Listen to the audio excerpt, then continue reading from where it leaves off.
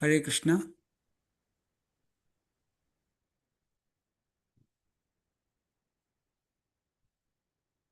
Hare Krishna, everyone, and welcome to this Friday Bhagavad Gita class. So before we begin, we'll start off with Jai Radha Madhav, and then we'll continue on with the class.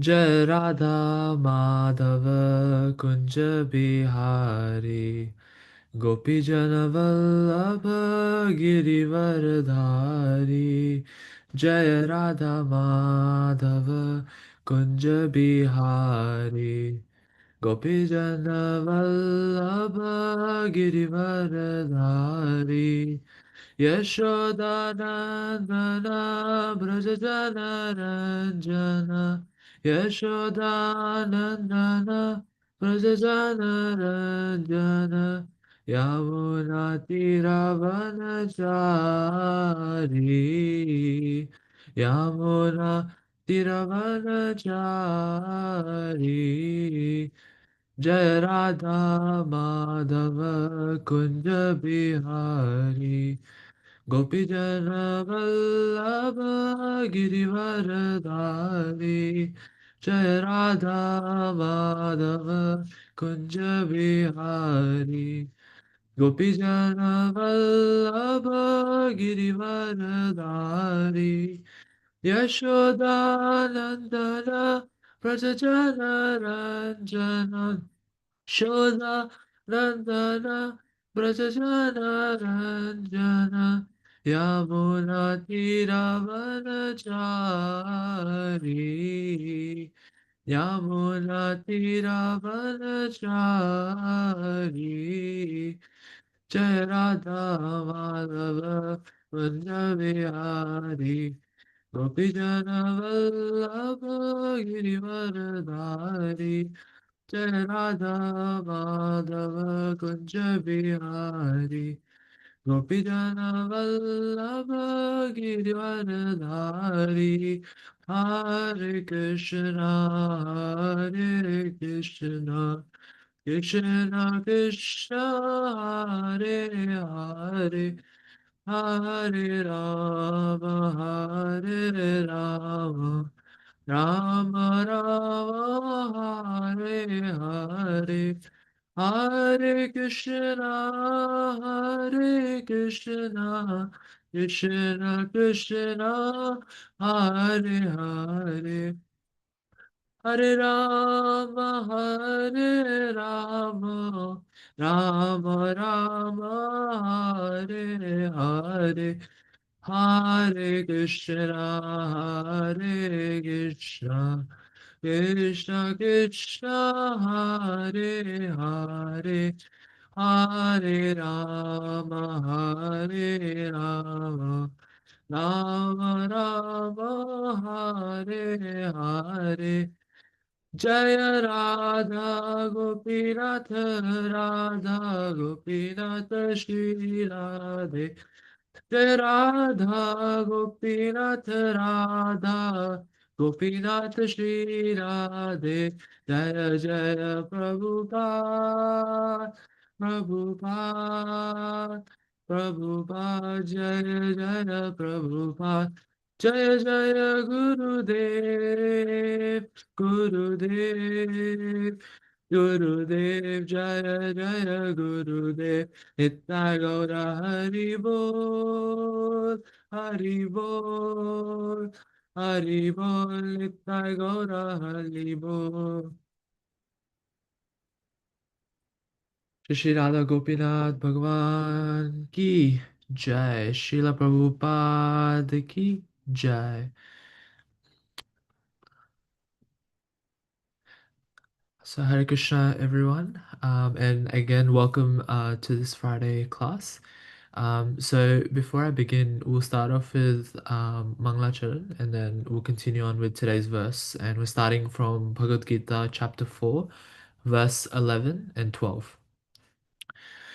ॐ ज्ञानतिमिरान्धस्य ज्ञानाञ्जनशलाकया चक्षुरुन्मिलितं येन तस्मै श्रीगुरवे नमः श्रीचैतन्यमनोभीष्टं स्थापितं येन भूतले स्वयं रूपा कदा मह्यं ददाति स्वपदान्तिकं नमो विष्णुपादाय कृष्णपृष्ठाय भूतले श्रीमते भक्तिवेदान्तस्वामिनिति नामिने नमस्ते सरस्वती देवे गौरवाणी प्रचारिणे निर्विशेष शून्यवादी पाश्चात्यदेशतारिणे जय श्री कृष्ण चैतन्य प्रभु नित्यानंद श्री अद्वैत गदाधर शिवासादि गौर भक्त वृंद हरे Krishna Krishna Krishna Hare Hare Hare Ram Ram Ram Hare Hare Hare Krishna Krishna Krishna Hare Hare Hare Ram Ram Ram Hare Hare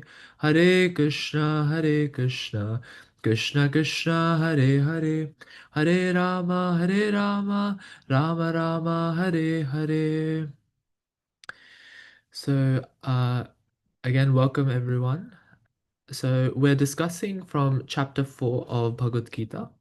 We have discussed the first 10 verses so far, where Krishna explains the parampara of this knowledge and also the divinity of his own appearance, how he appears, what purpose um, is it for his appearance, um,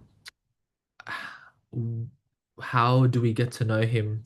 These sorts of things have already been discussed. He has given us this transcendental knowledge about himself. Now, from verse 11 to verse 15, Krishna describes himself as the supreme creator and also the culmination of all paths. So today we're going to explore a very profound and very beautiful verse of Bhagavad Gita. So chapter 4, verse 11.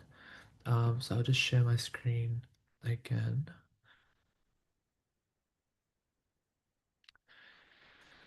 So let's go through this verse. Ye yatha ma prapadyante tamstateva bhajamyaham mama vartmanuvartante manusya partha sarvashaha. So we'll go for word and then the translation. So word for word. Ye, all who, yatha, as, mam, onto me, prapadyante, surrender, tan, them, tatha, so, eva, certainly, bhajami, reward, aham, I, mama, my, vartma, path, anuvartante, follow, manusyaha, all men, partha, O son of Pritha, sarvashaha, in all respects. Translation by His Divine Grace A.C. Bhaktivedanta Swami Srila Prabhupada ki Jai. As all surrender unto me, I reward them accordingly.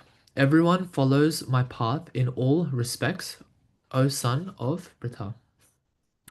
So we'll be going to two verses today, so verse 11 and verse 12. So we'll go through the word for word and translation for verse 12, and then um, we'll try discussing some main points from these verses. So verse 12. Kangshanta karma mam siddhim yajanta iha devataha shikpram hi manushya loke siddhir bhavati karmaja. Word for word. Kankshantaha, desiring, karm, karmanam, of fruitive activities, siddhim, perfection, yajante, they worship by sacrifices, iha, in the material world, devataha, the demigods, sipram, very quickly, he, certainly, manushya, in human society, loke, within this world, siddhihi, success, bhavati, comes, and karmajaha, from fruitive work. Translation: men in this world desire success in fruitive activities, and therefore they worship the demigods. Quickly, of course, men get results from fruitive work in this world. Okay, let's discuss. We'll start off with verse 11. So Arjuna has a very important question for Krishna. So far, Krishna has explained that those who sincerely desire to attain the ultimate goal, which is pure love of God, can achieve it by his mercy. But now Arjuna wonders, what about those people who have other desires other than attaining the ultimate goal? Those people who have these other desires, but they still approach you. What happens to them, and what do they want? Like, do they get what they actually want? So Krishna answers this in a very powerful way, and thus this verse is very significant as it covers all categories of people. And regardless of their intention, this covers everyone. So Krishna responds with this verse. So this verse teaches us that Krishna reciprocates with everyone according to how they approach him. No one is excluded as such. So everyone is following his path, either uncertain, like unknowingly or knowingly, directly or indirectly. We're following a path, and at the end of this path, there's Krishna. So even atheists or those that are chasing like worldly goals in some form, they're still interacting with Krishna's energy. So Krishna, in that sense, he's not biased. He rewards every soul according to their mood, their intensity, and thus the intensity of their surrender, he rewards them for that. So if we dive a bit deeper into the purport of Srila Prabhupada, it says that everyone is searching for Krishna, even if they don't know it. So some of us we search Krishna through devotional service, whereas others they search for Krishna through knowledge, through power, through sense gratification. But ultimately, it's Krishna who everyone seeks. He's the source of all that happiness, all that fulfillment that we get from all those activities. So there's three levels by which people try to realize Krishna. So there's the Brahman, the Paramatma, and the Bhagavan. So impersonalists, they pursue the Brahman realization, experience the effulgent light, which is Brahmajyoti, from Krishna's body. Then there are those who realize him as Paramatma, which is the super soul, which is present within everyone, which is present within every atom, and in everyone's heart. But the most complete realization is of Bhagavan, the supreme person, full of all the attractive qualities and all the divine pastimes that we get from the books. So if we look at how Krishna reciprocates with these different categories of seekers, we really understand how Krishna reciprocates according to how much we give. So, for example, the Brahmavadis, these impersonalists believe that Krishna is formless, and they desire to merge into his divine light. So, in that sense, Krishna grants them their wish, allows them to merge into him, into his Brahmajyoti. Although it's not the highest realization, Krishna still fulfills their desire. In the same way, the karmis, the fruitive workers who perform sacrifices and rituals for materialistic benefits like heavenly pleasures, they also reciprocate. They're also reciprocated with Krishna. So they get granted their wishes. Some of them might get heavenly planets. They'll get to enjoy celestial pleasures, and like in that way, they're still given what they want. And the third one is the yogis. Those seeking mystic powers, they desire to do miraculous things, become like small or big. They want to fly, they want to transport objects to like from a place to place. Now, again, their Krishna gives them what they want, but that's still not the ultimate goal. Now, when it comes to the the most beautiful part of this is when we come up to the topic of devotees. So, what about the devotees in this case? So, for pure devotees, Krishna reciprocates personally. It's a loving relationship that he has with the devotees. He allows them to experience him in different moods. So you see him as you can see Krishna as your master, which is Dasya Bhava. You can see him as their friend, with Sakya Bhava. You can see him as their son, Vatsalya Bhava, and others even see him as their lover, Madhurya Bhava. So Krishna enters each of those relationships in a full capacity, and he fulfills the devotee's heartfelt desire with that interaction. And what's incredible in this is the same Krishna becomes a master to one, child to another, a friend to someone, and then a lover to another. So he reciprocates us based on our mood of devotion. Now, that's not something that's ordinary or that happens. It shows the unique quality that Krishna has of being Bhakta Vatsala, which is he's always deeply caring for his devotees. Now, one of us, we might wonder now that what about those who aren't devotees yet? Krishna still fulfills their desires based on their effort, their sincerity, but all their fulfillment depends solely on his mercy.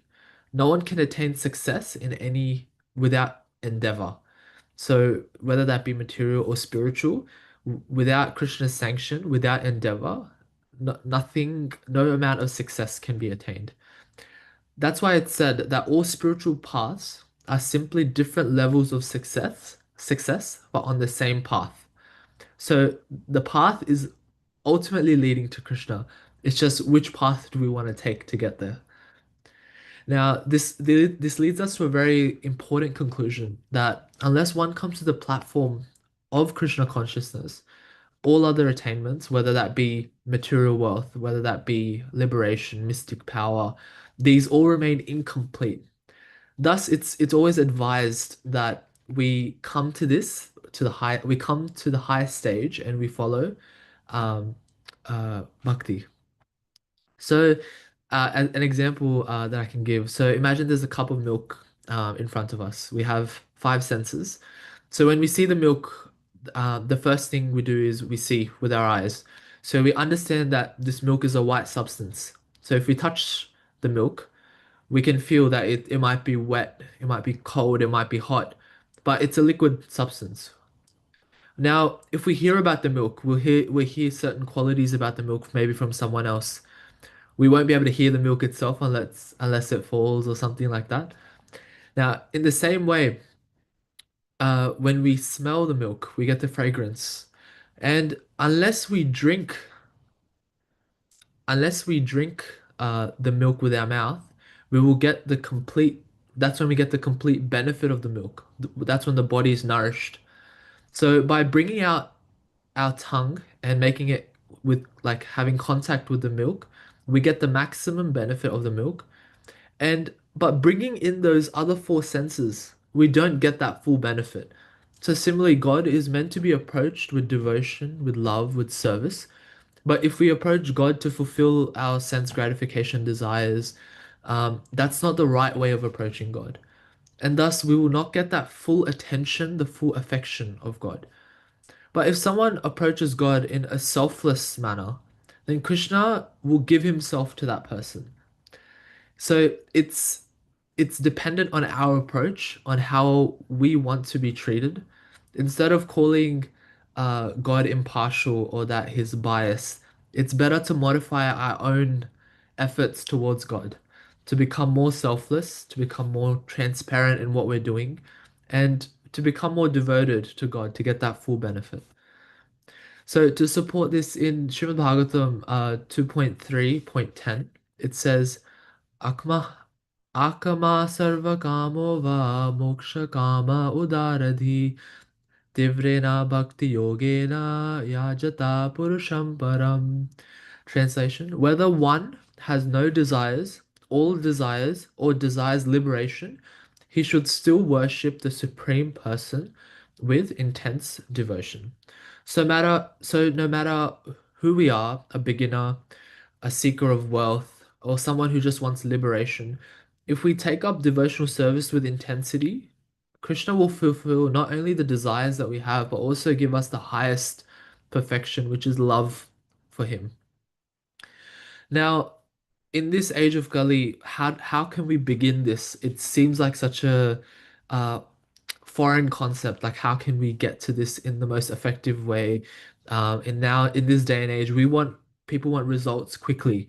We want that tomorrow morning I wake up and I'm like the best devotee ever. I chant 16 rounds. I wake up in the morning. I do everything perfectly. But the most effective way to start and the most effective way to continue is to chant the Hare Krishna Maha Mantra, and not just chant it just for the sake of chanting it, but also through sincerity and devotion. And that mantra is, as we all know, Hare Krishna, Krishna Krishna Hare Hare, Hare Ram, Ram Ram Hare Hare. And by chanting this with love, Krishna not only fulfills desires, but he lifts us. He lifts us out of this material world, and we don't just want to go to Indralok or these other planets. We want to go to the highest spiritual platform. And he gives us what's truly good for us. And it's not just what we ask for. And that's only if we chant lovingly. So in this verse, 411, Krishna beautifully explains how he reciprocates with each and every soul, whether you're a jnani, a yogi, a karmi, or a devotee. Krishna is the one who's going to fulfill all and give us results in that case. Now, following on from this, we move on to the second verse. So Arjuna asks a follow-up question, and Arjuna, being Arjuna, he asks a very clever and very strong question, where he asks Krishna, he says, well, if this is the case, if you're reciprocal to everyone, then why do people worship other deities, other demigods? Why not just go to Krishna? And that's what Krishna answers in 4.12. Now, in in 411, as we've discussed, Krishna beautifully explains how he responds to each person according to their desire and their devotion. Now, in 412, Arjuna asks a very, like I said, a very intelligent question. Why do some demigods or these powerful people in the world, or just yogis on the street, or why do people go to these people? Why do they worship them? Why not just come directly to you, Krishna? And Krishna answers this by explaining that people in this world, so us, we're driven by desires, especially the desire for the biggest desire all of us, everyone has, is for siddhi, which is for success in this material, like in any material activity. If you're going to work, you want a promotion. Once you get that promotion, you want another promotion. You go to university, you want to finish university, but you also want to get the best marks that you can in your exams. If you're going to school, you wanna make sure you get all A's in your tests. Anything, even if you're playing sport, you want to be the best sports person. You want to do well in your material activity that you're doing.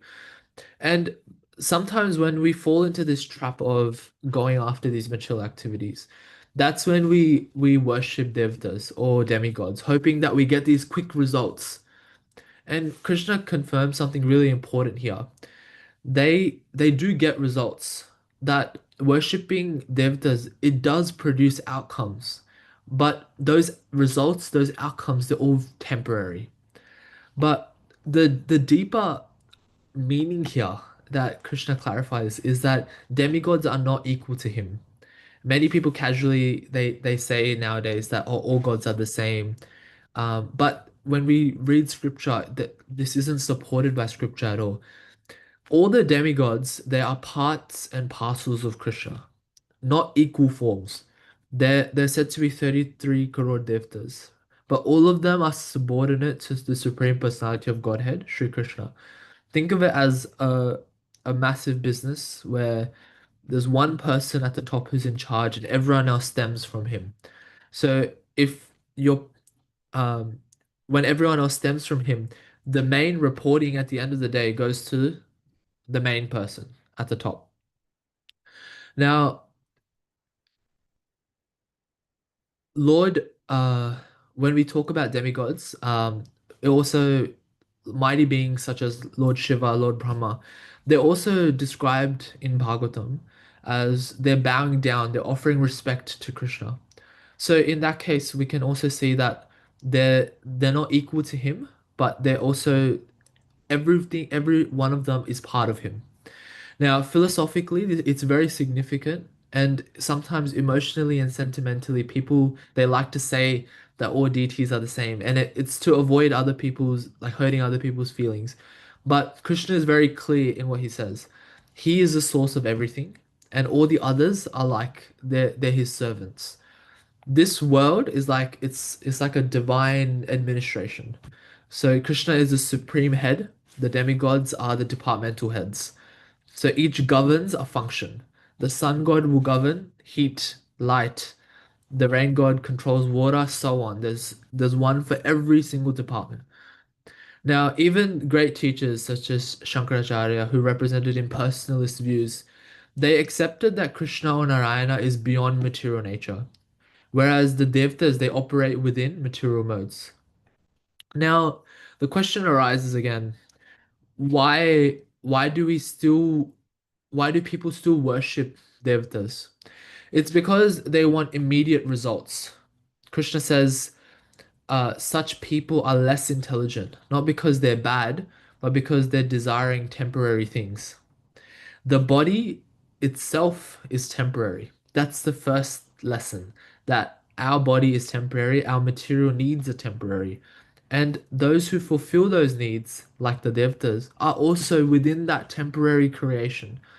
So naturally, anything that we get from these devtas is also temporary.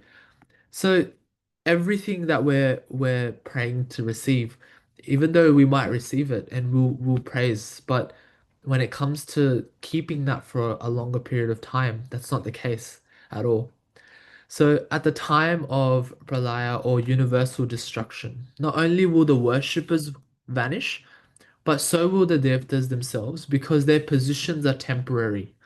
For example, Surya Dev is it's a post and the current person holding that post, it's like your presidents and your ministers. Their terms come and their terms go, and similarly, they keep rotating around. It's like one time, one year we've got, let's say America, for example, we got Joe Biden one time, then we got Donald Trump one time, but the position of president still stays. The person changes, but the position, uh, the person who's holding that post stays. Sometimes they stay for a long period of time, sometimes they stay for a short period of time, but that position, the name of that position is always going to be there. Now, Bhagavad Gita tells us that bones and bodies of the devtas are material, they're perishable, and so are their powers. Therefore, worshipping them only grants fleeting gains. It's like bubbles in an ocean. No one knows how long each bubble will last, and it's no one knows how long that temporary happiness or that material power will stay. How many times have we prayed for something material where please, Bhagwanji, please, I really want this promotion. And you get that promotion, you're very joyous, you're very happy, and you're like, oh, life couldn't be great. And 2 weeks later, something bad happens in your life, which just ruins the whole promotion, or something happens, and it's just it brings you back to the point that it's temporary. No matter how good of a position you are in the world, it's temporary and it's not gonna last at all. Because this whole creation is temporary. Everything is temporary. The one thing that we need to understand is temporary versus permanent. And we've been seeking that temporary happiness, which is short-lived. So for us humans, in human society, we tend to lead towards land, wealth, our families, our jobs, our status, reputation. But at the moment of death, your $7 million or whatever you have in your bank account, it's not going to be there. Well, it'll still be there, but you won't be there. So who does it really belong to? In the same case, you might be wearing very pretty clothes, you might be wearing beautiful makeup, but at the time of death, again, you'll be gone, but your body will be there looking very beautiful.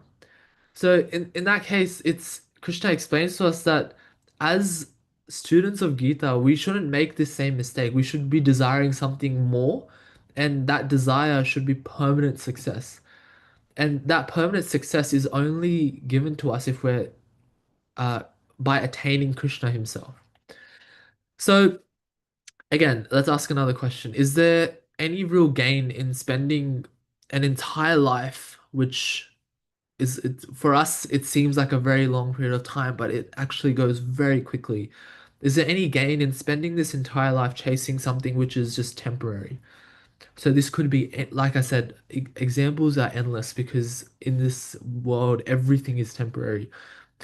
We get something, we use it, and then we'll lose it.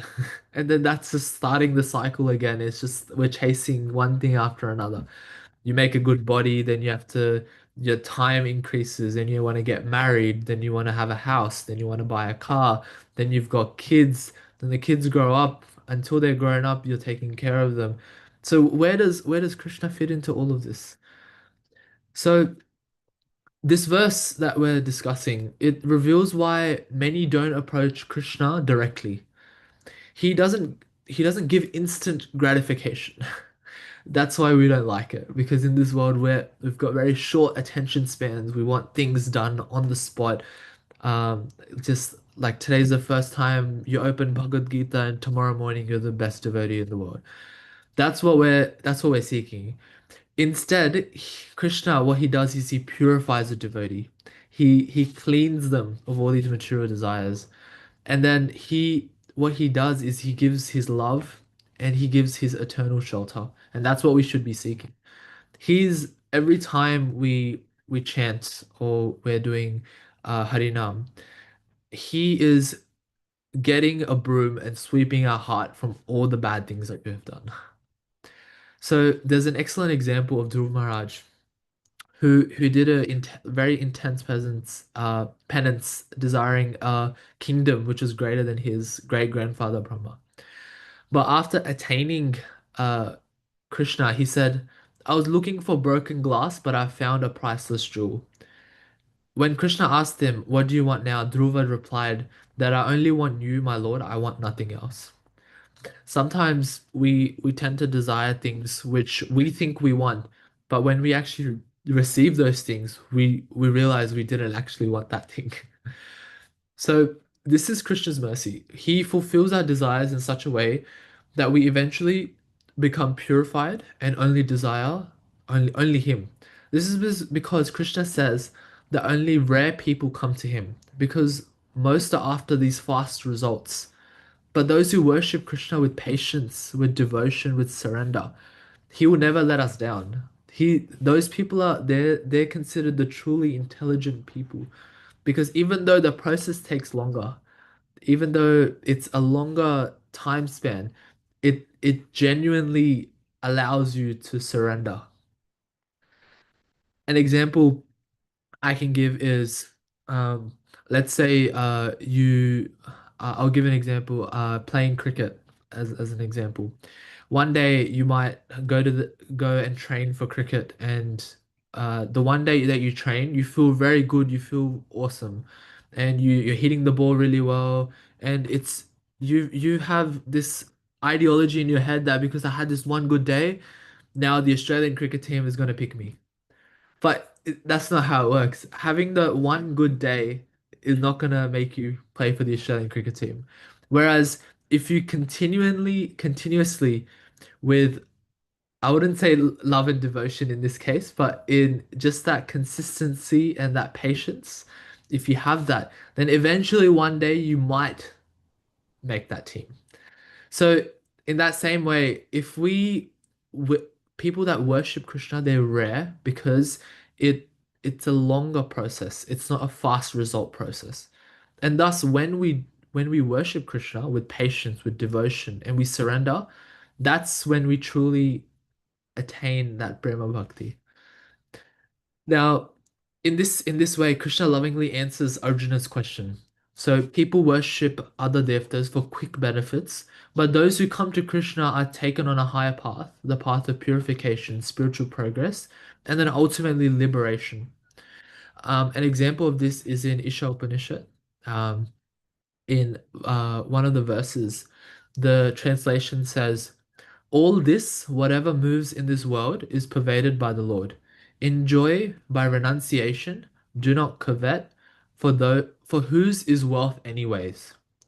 This mantra sets the foundation of a very unique philosophy. Unlike other teachings that often separate worldly life from spirituality, the Ishopanishad teaches that spiritual realization is possible while still living in this world and not by running away from it. So, an example. every atom, every creature, every aspect of this material world is filled with Isha, the Lord. There's no distinction between the sacred and the secular. Everything is divine. Sometimes we think that I can't be going to work if I want to be a good devotee, or I can't be doing things in this world without being a good devotee. But that's not the case because everything is divine because the Lord is everywhere. Another thing, the Upanishads, they beautifully blend renunciation and enjoyment, which is tyaga and bhoga. It doesn't tell us to reject the world, rather it tells us to engage with it in a non-attachment way, and also helps us to surrender if we're not attached. In that same way, it challenges our sense of ownership. Everything that belongs in this world, it doesn't belong to us, or everything we own doesn't belong to us. It belongs to the divine. We're only the caretakers. Like I said, we might think our lifespan is very long, but the truth is our lifespan is very, very tiny when it comes to the world timeline. And in that same way, everything is so temporary that we're just here for a limited amount of time. Where this property or this house or this land that you're living on, we're just renting it from Krishna for 100 years, or if we're lucky enough to live for that long. Not renting, we're just here in this land. And we when we're the ego that we have in this world is that, oh, this land, it's mine. It's mine. I own this land. This is my land. Whereas that's not the case. You're just taking care of it until you're dead, and then someone else will take care of it. So continuously like that, like no one really owns this land in the same way no one really owns these different parts of the world. Now, this leads us to a very sustainable and ethical way of like to approach the way we live. If we live in a way where we say that everything belongs to me, everything I have belongs to me, then you're attached to everything. Whereas if you're living in an ethical and spiritual way, you understand that none of this really belongs to me. So what's the point of spending so much time worrying about it? Now, the Upanishad, it's considered perfect for those living in the world, running a family, working or studying, because it doesn't ask you to give up these duties, but it asks them to perform them. It asks you to perform them with inner detachment. So one thing that I really found, which was a link between both of these Bhagavad Gita verse and the Isha Upanishad, was that the Upanishad says that everything's pervaded by the Supreme Lord, and thus engaging with the world is also engaging with Him. But the one catch here is that it has to be done in right consciousness. That's the very essence of uh, verse 11, because Krishna reveals that whatever path people take, work, worship, worship, work, detachment, it is all ultimately going to lead back to Him, because He's the source of everything. Now, this verse that I'm talking about is the opening mantra. And it supports this because the Lord's everywhere, and every act done with the awareness of devotion is a step towards Him. That's why you've probably already heard this before, where we say that you should try to incorporate and have Krishna as the center of all your activities, have Him in the center of your life and everything. Everything that you do, from going to work, from earning money, everything should be with Him in the center, thinking about Him. Because at the end of the day, everything belongs to Him anyway. So, if the link here between these verses is that there's a conscious engagement with the world, and that conscious engagement with the world is also led to us with when we have devotion to God. This Both of these concepts, they're both shared by these verses. Now, if we go to verse 4.12, Krishna explains why people go to demigods and to fulfill material desires quickly.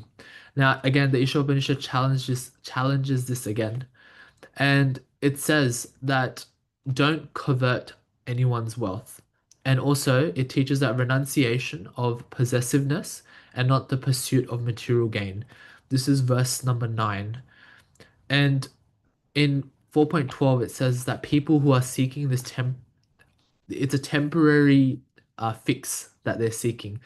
While the Ishopanishad asks us to give up attachment and live with what comes naturally. Now, Krishna in 4.11 and 12, in both of those, he's explaining how people choose their path. Some go towards him, others go temporarily towards a demigod, or they start worshipping a demigod. And the Ishopanishad offers the vision that can transform any ordinary life into a divine service, while also maintaining this concept that we have to go towards Krishna. Now, uh, Dhruva Maharaj, he was a 5-year-old prince, and one day he was insulted by his stepmother and told that he had no right to sit on his father's lap. And he was hurt, he was angry, he went to his mother, and his mother Suniti advised him, "Only Lord Vishnu can fulfill your desire.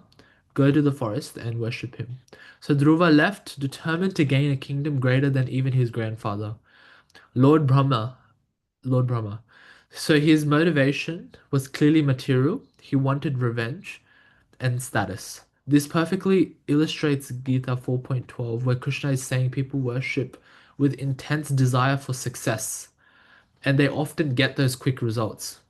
So Dhruva, he performed these severe penance. He meditated on the Supreme Lord for 6 months, and Lord Vishnu finally appeared before him. And in that moment, something amazing happened. And that amazing thing that happened was that Dhruva, once he saw the Lord, he forgot all of his material desires. He folded his hands and he prayed that, like I said before, he's seeking a piece of glass, broken glass, and he found this priceless jewel. And he said, "I don't want this boon anymore." So this moment it reflects that Krishna reciprocates not just with your desires, but with transformation. Dhruva Maharaj, he surrendered. Krishna gave him not just the kingdom, but also bhakti, which is devotion. So I'll give an example. So once upon a time, there was a massive spiritual buffet. It was called Moksha Cafe. As you can tell, this is a very real story. I have not made this up. Moksha Cafe. Everyone was welcome, and the main chef was Lord Krishna himself. And people started lining up, and some came with full devotion, absolutely 100% devotion. And they said, "Krishna, I trust your cooking. Give me what's best for my soul." And Krishna smiled and he served them with this perfectly balanced spiritual thali, which included peace, joy, and purpose. Then there was others that came. They said, I'm only here for dessert.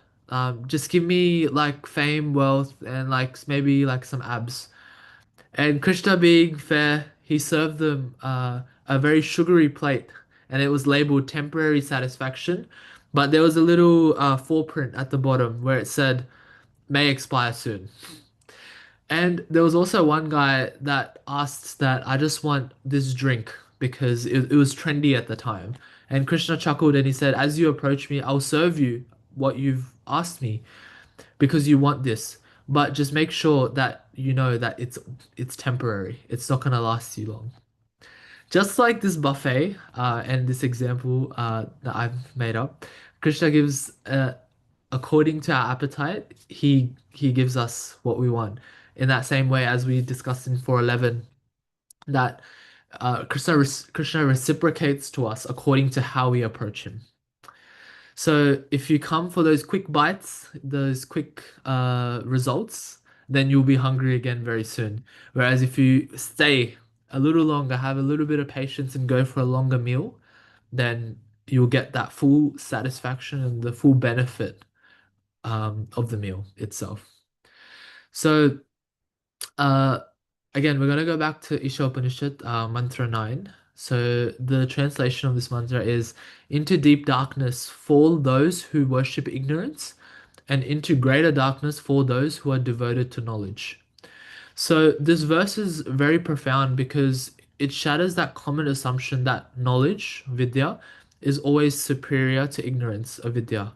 So this distinguishes both of these. So avidya, which is engaging in rituals or worldly knowledge for immediate visible benefits, and vidya, which is you're here for, like, even with knowledge, it can become a trap because it's devoid of real surrender to the Supreme Lord. So if we go back to our verse that we had today, 4:12, where the translation says, "Men desire success in fruitful work, and worship demigods for quick results." So both these groups, they're lost in ignorance. They're clinging onto this partial knowledge without having the full truth of Bhagavan. So those following avidya worship, devtas, for these material benefits, they fall into andham tama, which is blind darkness. Whereas true vidya, meaning surrenders to Krishna, any knowledge leading to that is, sorry, in bhuya tamaha, which is greater darkness, like false pride or mental speculation. This mantra, it urges the seeker to go beyond ritualistic materialism and dry philosophy to the devotional realization of the Supreme as taught in the Gita.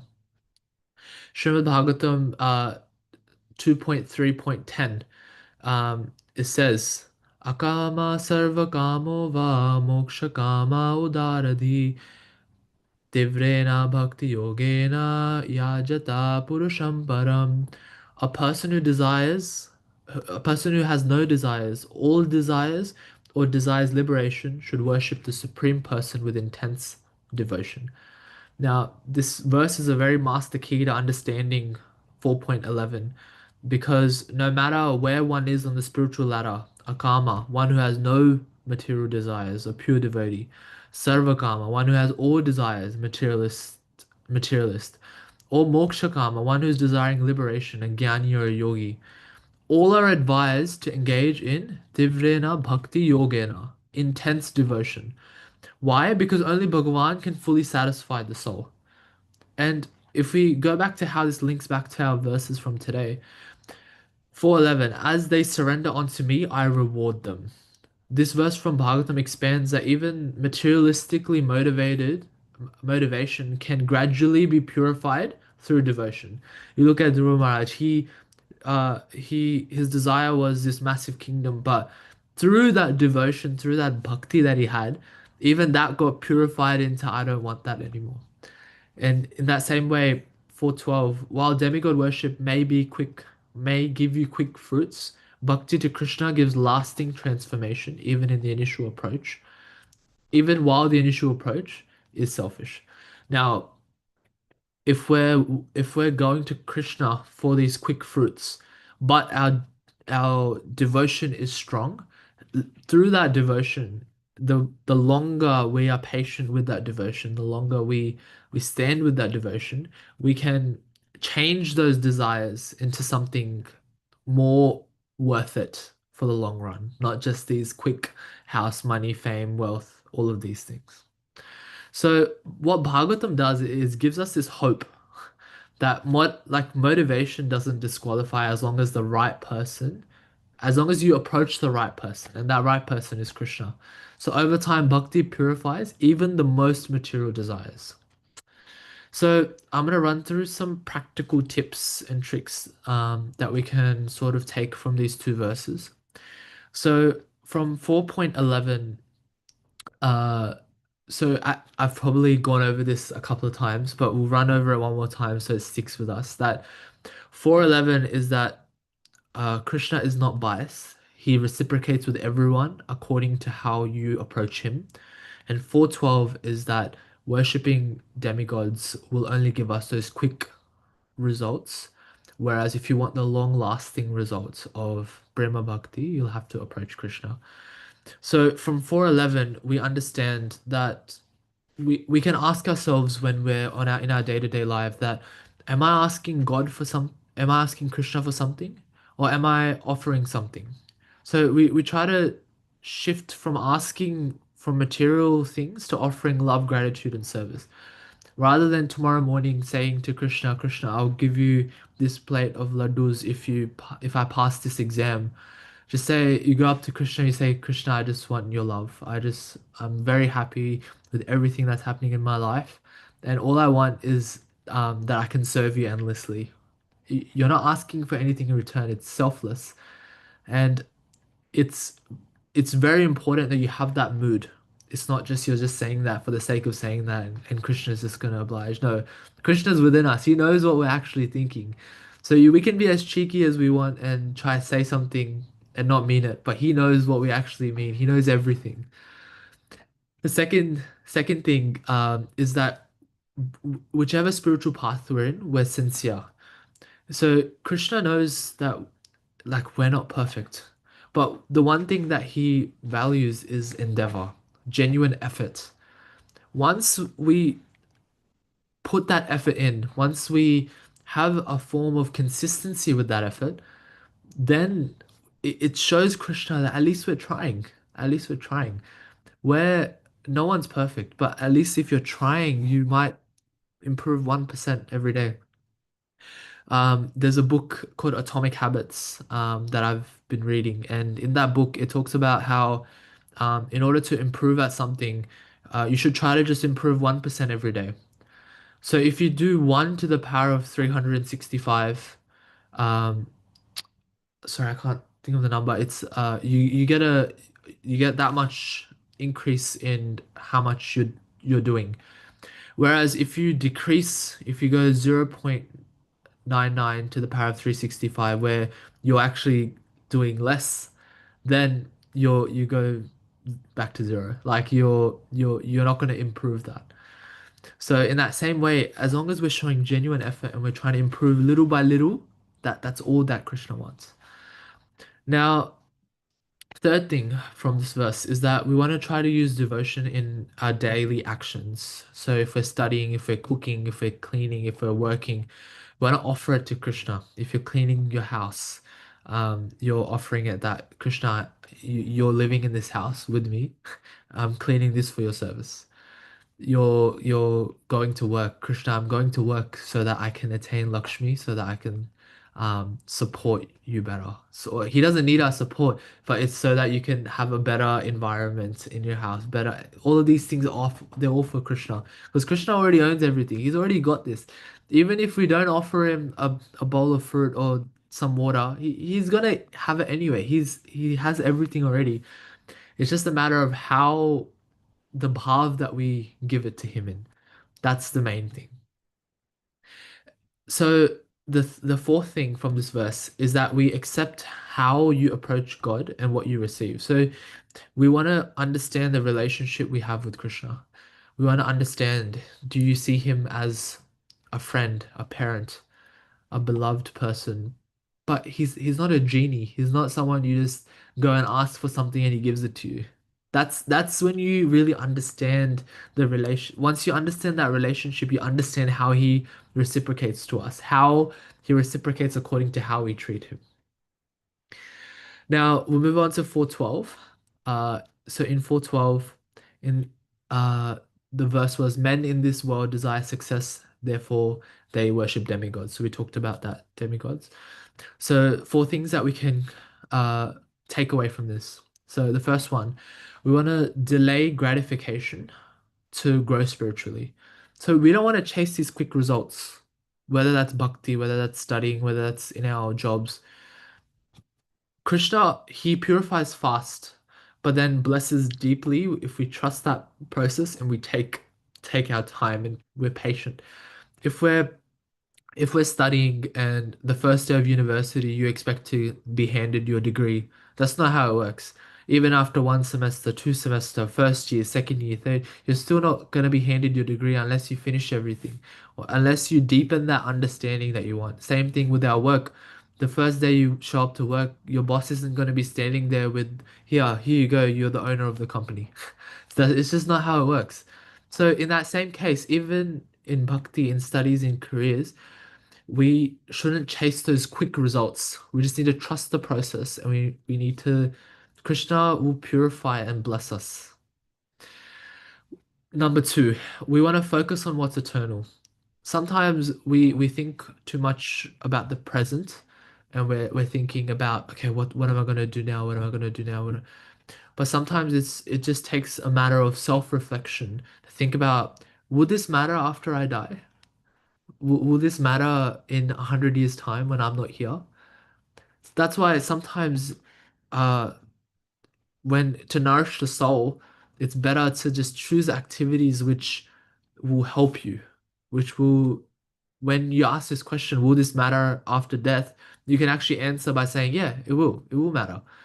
So some of these things, like Prabhupada says, chanting, reading, serving other people, eating prasad, all of these things are things that nourish the soul. So number three, we want to learn to say no to distractions.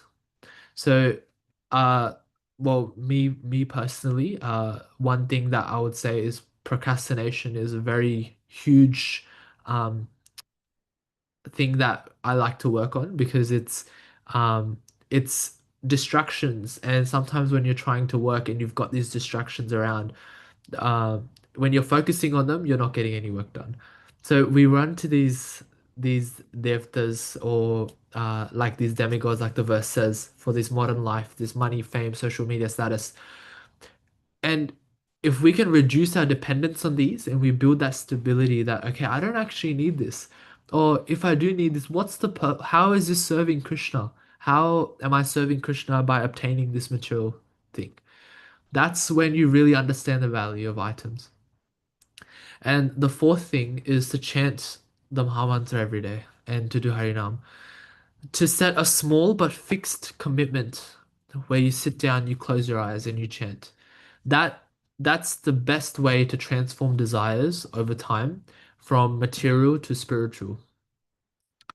So, in a world that we live in, it's driven by desires, it's driven by ambitions, immediate results. Bhagavad Gita 4.11, 4.12, it gently, it sort of pushes us to the side and it asks us very deep questions. Are we seeking these uh, quick fixes, or are we seeking an eternal fix for this massive problem that we have of this life? Krishna, he doesn't reject anyone. He responds perfectly to our intentions, reciprocating exactly how we approach him. But he also waits patiently, hoping that we evolve from this temporary worship to a timeless surrender. He's always waiting. He's waiting, when will my devotee come back to me? Now, Ishopanishad, it warns us that even knowledge can blind if it doesn't lead to the truth. And Bhagavatam comforts us by saying, even our hearts are full of desires. Approaching the Supreme with sincerity can purify everything. So, what can we take away from today? Some questions that we can ask ourselves, and I'll leave these questions with you for today. Um, am I worshipping for gain, or am I transforming through to surrender? That's a question we can ask ourselves. Do I know the difference between temporary success and eternal purpose? Knowing the difference to this, especially through what we want in our material life, is extremely important because it, again, like I've said a couple of times, it tells us what's important.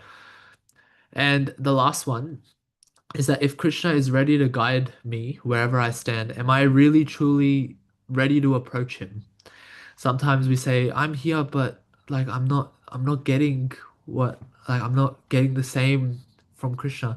I've seen a lot of times where people something bad happens in their life and they say, oh, like Bhagwan ka saath nahi tha. God wasn't with me, Krishna wasn't with me.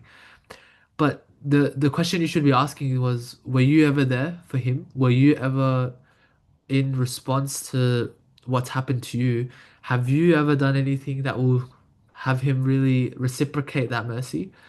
So it's this question, if Krishna is ready to guide me wherever I stand, am I truly like ready to be approached by him? That it's a very important question that I feel like we should continue to ask ourselves. Now, these these two verses that we've discussed today, they're not verses. These are like mirrors. These are reflections. They revealed that this is not what we are, but this is what we have become. And also through the purpose, we can understand this is how we need to approach in our lives, and this is how we want to move forward in our lives. Um, I just want to again thank you for this opportunity to speak on Bhagavad Gita. Sorry if I have made any mistakes today. Please forgive me. Um, yes, thank you so much for listening. Srimad Bhagavad Gita ki jai. Srila Jai. Prabhupada ki Jai. jai. Nitai Gaur Premanande. Hari Hari Bol. Hari Bol. Okay. Hare Krishna, Prabhuji. Thank you very much, Prabhu. Wonderful class. Thank you for your realizations. So, yes, we'll meet again next week. Thank you very much. Hare Hare Krishna. Krishna. Hare Krishna. Hare Krishna. Hare Krishna. Hare Krishna.